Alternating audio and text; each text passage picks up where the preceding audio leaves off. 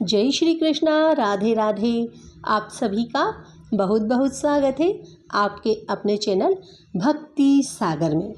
आज हम सुनेंगे शिव पुराण चौथा अध्याय श्री रुद्र संहिता पंचम खंड।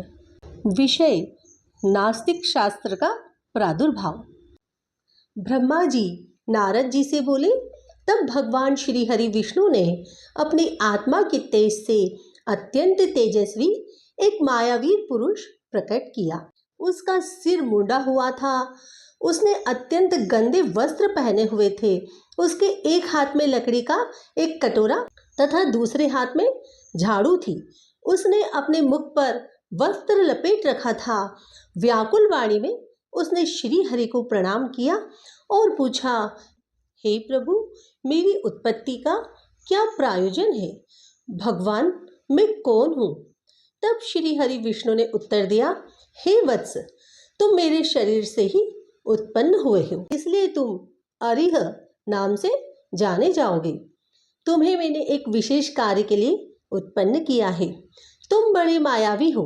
तुम्हें एक ऐसे शास्त्र की रचना करनी है जिसमें 16,000 श्लोक होंगे, जिसमें वर्णाश्रम धर्म की जानकारी होगी तथा जिसमें अपभ्रंश शब्दों व कर्म विभाग की भी व्याख्या की गई होगी।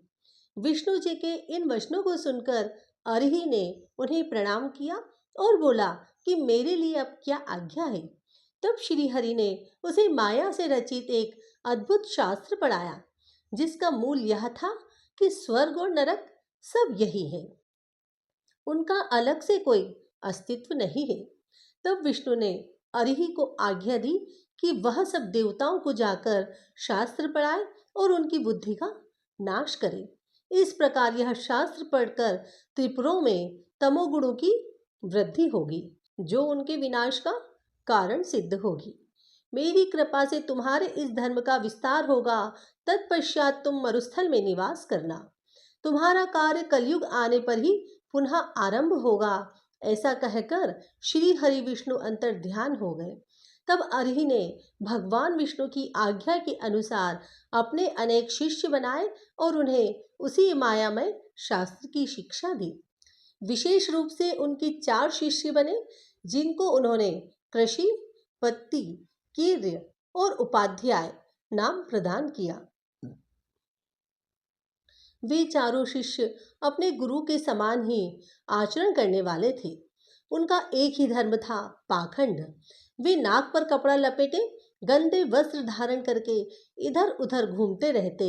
एक दिन अरिहि अपने चारों शिष्यों को अपने साथ लेकर त्रिपुर नगर में चल दिए। वहां पहुंचकर उन्होंने अपनी माया फैलानी आरंभ की, परंतु भगवान शिव की कृपा से उस त्रिपुरी में उनकी माया का प्रभाव नहीं हो रहा था। तब उन्होंने व्याकुल होकर भगवान विष्णु का स्मरण किया। भगवान विष्णु ने अलौकिक गति से सभी बातें जान ली। भगवान शिव का ध्यान करते हुए विष्णु जी ने कहा, हे नारद, तब तुम्हारा स्मरण किया। अपने स्वामी के स्मरण करते ही तुम तत्काल उनकी सेवा में उपस्थित हो गए। उन्हें प्रणाम करके तुमने याद करने का कारण पूछा।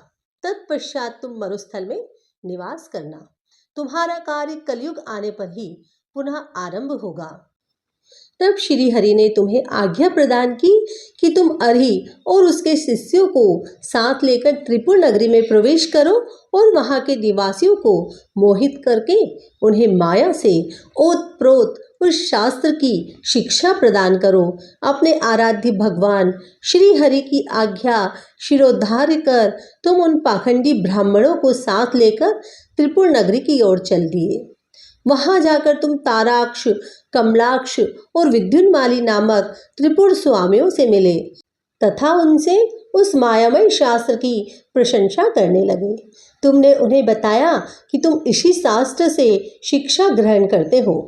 यह बात जानकर उन त्रिपुर स्वामियों को बड़ा आश्चर्य हुआ और वे उस मायामय शास्त्र की माया से मोहित होने लगे। तब उन्होंने अरिहि को अपना गुरु बना लिया और उनसे दीक्षा लेने लगे। यह देखकर त्रिपुरों के अन्य निवासी भी उन मायावी शिष्यों एवं उनके गुरु से शिक्षा ग्रहण करने लगे। शिव पुराण चौथा अध्याय पूर्ण हुआ।